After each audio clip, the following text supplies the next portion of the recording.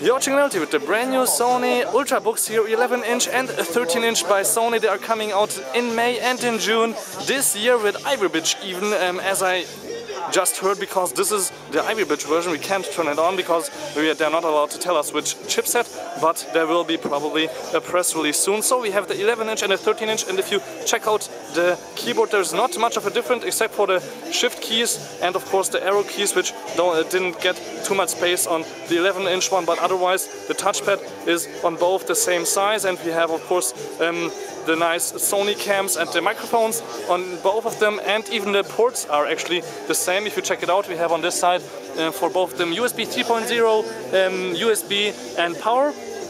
And there's of course a little space for a fan. You can see that you can really open up the display quite nicely all the way to the back almost, so you can even use it while you are standing up.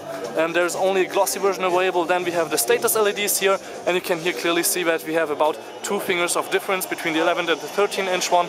And then we have of course a headphone, SD card reader, HDMI, VGA and a LAN port here. So you can see that's quite a nice device, especially because we have a completely metal design. On the back there's the chrome, and you can even check it out that there is a Sony stamp in the back. And on the bottom you can change the battery actually, and the RAM also, so that's quite nice. And the last brilliant feature is you can of course open it up with only one hand. You don't have to hold it down, and it will only cost $699 for the Sony Bridge version, and Ivy Bridge a little bit more expensive, but definitely under 1,000 bucks.